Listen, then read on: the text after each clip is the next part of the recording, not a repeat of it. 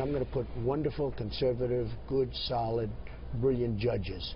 And you're going to lay those out? In the form of Scalia. I'm going to actually lay them out. I'm going to discuss people. I'm going to actually, I've met with a couple of heritage and a couple of groups. I think before the convention, I want great intellect. These people are all of very high intellect. They're pro-life. And so that's my list. And we are going to choose from, most likely from this list, but at a minimum, we will keep people within this general realm. Well, Donald Trump in our interview, and then Donald Trump with Hannity, you can see tonight, talking about this list that he put out today of potential Supreme Court nominees that he would, he says, perhaps put forward. A list, you heard him there, kind of give himself a little wiggle room, saying not definitively, but and experts who've looked at this list say the list is pretty strong, and they're very conservative. Our own Judge Napolitano said each of these people would fit the bill of someone Goldwater, Reagan would put forward. Meantime, new Fox News polls out tonight. The big one that we showed you earlier was Donald Trump with a lead, turning what had been a deficit around against Hillary Clinton. You take a look at the favorable, unfavorables inside this poll. Here's Donald Trump's now, favorable 41, unfavorable 56. It has changed since March. And then here's Hillary Clinton's favorable, unfavorables. Look at her unfavorables at 61%. That has changed as well a little bit. With that, let's bring in our panel. Jonah Goldberg, senior editor at National Review. Amy Walter, national editor for the Cook Political Report. And Lisa Booth, columnist for the Washington Examiner. Thanks for being here. Amy, start with you. First, this move, and does it do the unity trick for the party? With the judges. Yeah, listen, and I think your poll is also showing this, that winning has helped to bring the party together almost more than anything else. And I think the best thing that Donald Trump has done in this last day and a half is that he's actually stayed on message. Right? He's doing the sorts of things that disciplined and off TV. He's doing the thing that disciplined candidates do. There is a very good point, Jonah. Exactly, which is he's doing this. That's what a disciplined candidate does. Says, I have a message. I have a focus for today. It's going to be all about judges. He's letting the story be about judges and conservatives accepting them and lauding him for this. A good poll coming out. This is a very good day. Can he keep this disciplined and keep his campaign focused on these sorts of things day in and day out for the next 6 months? That, to me, is the bigger question mark. John. Yeah, no, it's a solid list. It's a good list. He actually, I don't know if I'm making news here, he also reached out to National Review, a magazine that's been pretty critical of him, asking for judges. I don't know if all these names are on it, but you know, in my crowd, there are a few stars on here. There are a few stars missing. Paul Clement should have been on the list. But I don't think anyone can criticize him for the content of it. And this was a very smart thing to do. Among conservatives who are opposed or are resistant to Trump, the single most powerful argument is, what about the Supreme Court?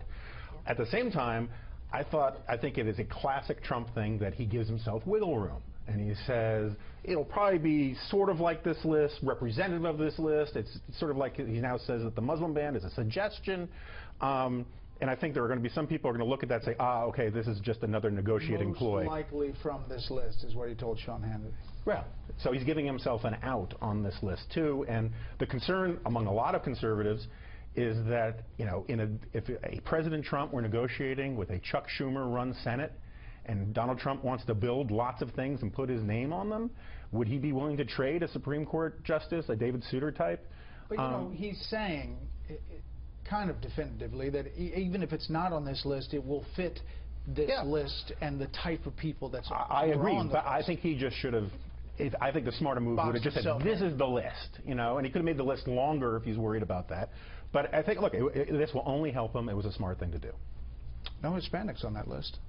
No, there aren't. But, I mean, look, this is a smart move politically for Donald Trump. And for someone who said that he wasn't as concerned about consolidating the Republican base, it sure looks like he's taking the steps to do that. I mean, he just had that meeting with prominent Republicans in Congress and prominent Republican leaders indicating that he's willing to play ball. He wants to talk to them. He wants to bring them to the table. He's meeting with Henry Kissinger to talk about foreign policy, an issue that is very important to a lot of Republicans.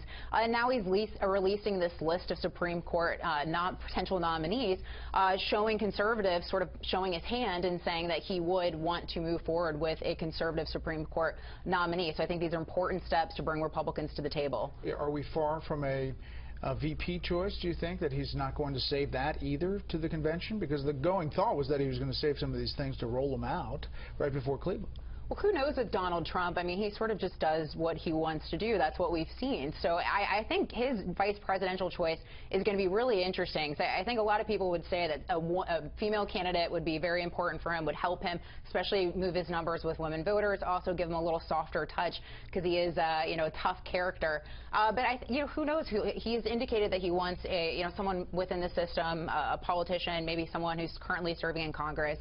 But it'll be interesting to see who he chooses. Okay, so on your point about women, the Fox News poll number 7 among women, favorable, unfavorable, 33-63, and then you have Republican women, and it is number 8. It is favorable, 65-31, and the change there from March. So, he's making some headway in moving those needle numbers. Yeah. I mean, I think the best news for Donald Trump in this poll is that the talk of we're going to find a third party, there's going to be a place for people who don't like Donald Trump. There's not a whole lot of room in this poll for another candidate. That Republican elites or Republican members of Congress may not love the idea of running with Donald Trump on the ticket, but Republican voters, at least at this point, are ready to get behind it.